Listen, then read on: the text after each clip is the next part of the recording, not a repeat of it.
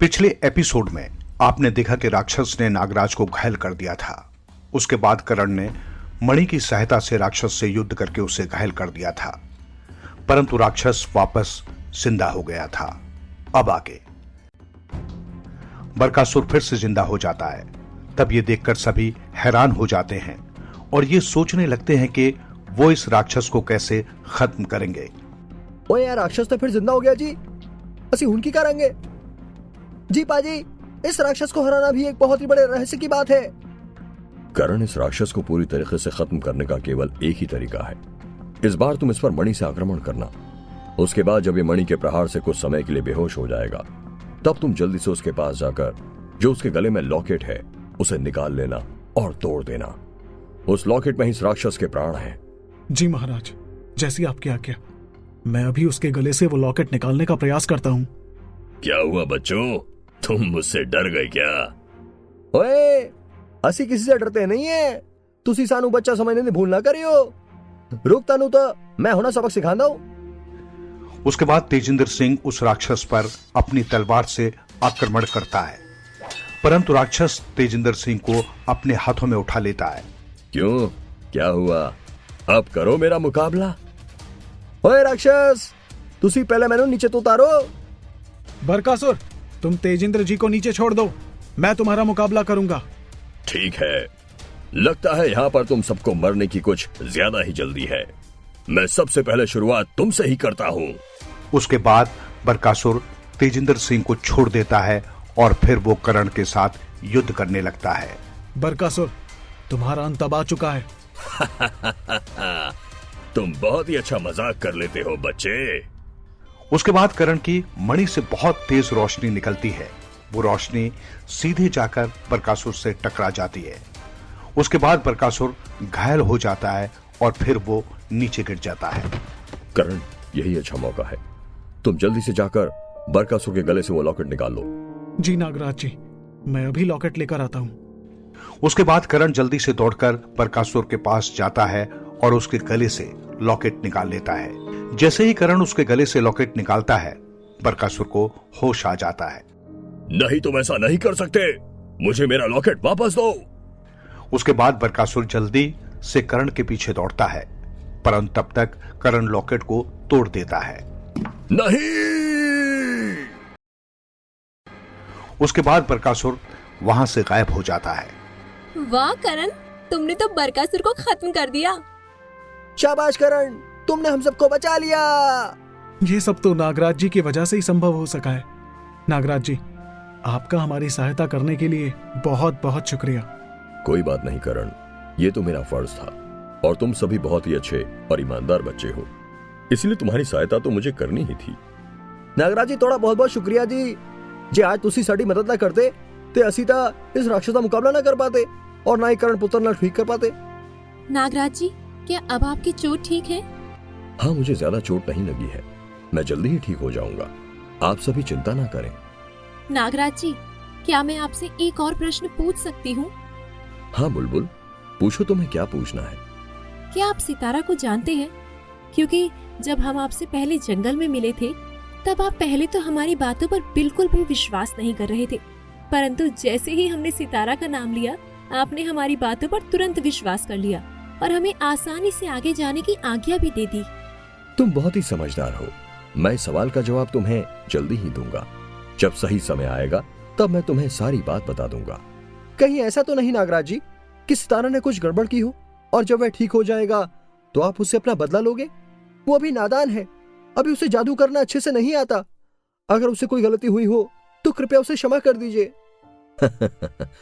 नहीं नहीं टॉबी, तुम फिक्र मत करो, सितारा ने कुछ भी नहीं किया है। टॉबी, अगर नागराज जी को सितारा से बदला लेना होता तो वो हमारी उन सामग्रियों तक पहुंचने में सहायता नहीं करते। टॉबी, करण बिल्कुल सही कह रहा है, ऐसा कुछ नहीं है।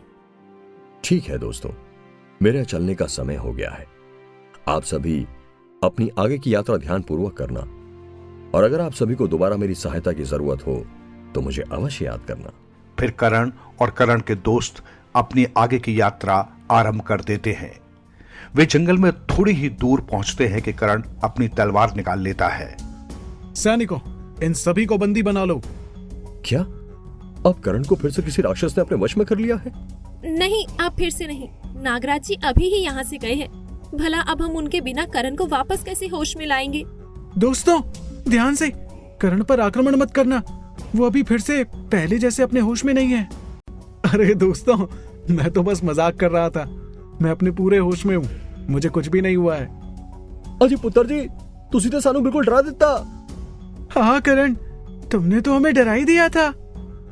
चलो, इससे हमें ये तो पता चला कि करण को भी मजाक करना आता है। तो अभी आखिर तुम कहना क्या चाहते हो? क्या मैं कभी मजाक नहीं कर सकता?